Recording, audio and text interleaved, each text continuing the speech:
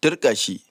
zazzafar rigima ta kaure tsakanin malamin addini da kuma wasu daga cikin mutanen jihar Kano,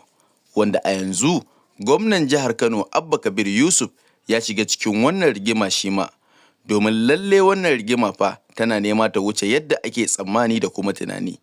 Assalamu alaikum jama'a, barkanmu da safiyar yau, barkanmu da sake kasancewa da mu a wannan tashar tamu mai albarka. Tabbas babu shakka wannan labari bai da daɗin ji, amma fa tabbas ya kamata duk wani wanda ya fara kallon bidiyon nan ya daure har zuwa ƙarshensa, domin tabbas shi ma akwai abubuwan da zai tsinta, sannan kuma ya ji, sannan kuma ya gane akan wannan lamari da yake faruwa. Wasu mutane a cikin jihar Kano na ikirarin za su kashe ɗaya daga cikin malaman Ahlus Sunna, wato Sheikh Lawan Triumph, akan wani lamari da ya faru bayan da ya gabatar da wani majalisinsa na karatu kamar yadda ya saba a kodayaushe. Babu shakka wannan rigima tana ƙarama, amma fa a yanzu ta riga ta zama babba, domin ta wuce yadda mutane ke tsammani. Yadda jihar Kano ta rikice tare da shiga cikin tsamari gami da wannan abu da ke faruwa tsakanin waɗannan mutanen da suke ganin cewa sai sun ga bayan wannan malami na addinin musulunci mai suna Sheikh Lawan Triumph, da kuma wasu wanda suke kare shi, duk da cewa a yanzu wannan rigima ta je gaban gwamnatin jihar Kano, wato gaban Abba Kabir Yusuf, wato Abba gida-gida kenan.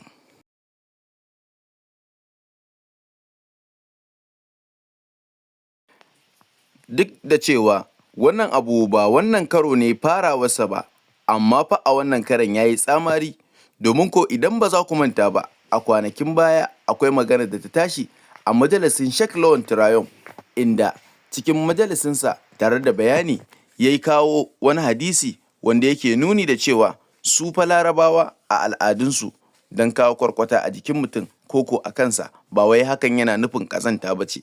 domin ko da rashin lafiya kai ta kwana biyu, ita kwarkwatan na iya hawa kanka, sannan kuma suna zuwa wajen 'yan uwansu domin su duba musu ko kuma su cire musu. Wannan magana da Sheikh Lawan Triumph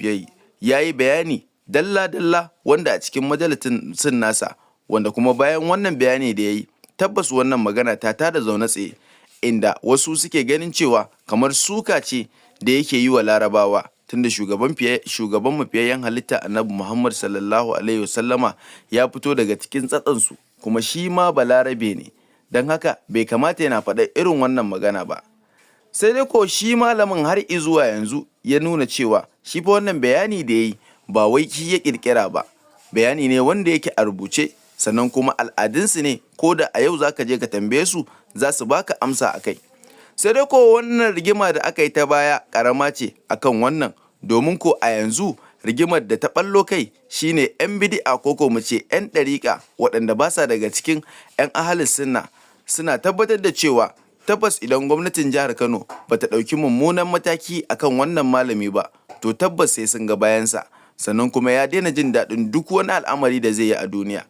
Menene dalilin da ya sa suka yi wannan ambato da kuma wannan bayani? Illa a bayanan Sheikh Lawan Triumph a wani majalisinsa ya yi bayani dalla-dalla gami da yadda 'yan bidi'a waɗanda suke kauda sunna suke zuwa su ƙirƙiri wasu abubuwa, sannan su bayyana cewa shehunnansu suna daga cikin waliyai, ko su faɗa abin da bai faru ba, su ce shehunnansu ne suka faɗa musu. Ya ƙaryata su, sannan ya yi bayani da cewa shugaban mafiyayyen halitta Annabi Muhammad sallallahu alaihi wasallama haifarsa aka yi kamar yadda ake haifar kowa, domin shi da kansa ya yi bayani, sannan kuma manyan mutanen cikin garin Madina da Makka duka sun shaida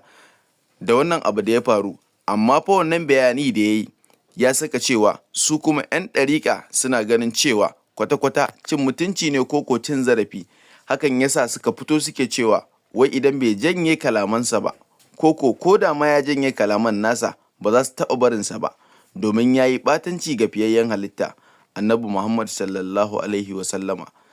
Wannan abu ya zamanto babban rigima a jihar Kano, wanda a yanzu gwamnan jihar Kano yana daga cikin waɗanda suke cikin wannan rigima tsumu-tsumu, sannan kuma ya tattara dukkanin wani bayani da ake yi akan wannan abu da yake faruwa tsakanin Sheikh Malam Triumph da kuma waɗannan 'yan Tijjaniya, ko mu ce 'yan ɗariƙar shehunnai, waɗanda suke ganin cewa ƙaryata shehunnai, ko ganin cewa ka faɗi cewa shehunnai ba su kai ba, ka riga ka yi babban kuskure, wanda suke fakewa da shugaban halitta, da suke ganin cewa kawai abin da kai ba daidai ba ne kwata-kwata in dai baka bi ɗariƙarsu ba. Amma fa a wannan karan abin ya sha bamban, domin kuwa su ma 'yan ahalis sunnan sun tabbatar da cewa ba za su taɓa zuba ido suna gani a ce za a yi wa malamin su wani hukunci wanda bai aikata ba, ko kuma wasu masu zafin kai a can ɓangaren su ce za su yi mai wani hukunci wanda ba doka ce ta tanadar ba, tunda ba laifi yayi ba. Su ma sun ce in dai ko aka yi haka to tabbas ba za su bari ba.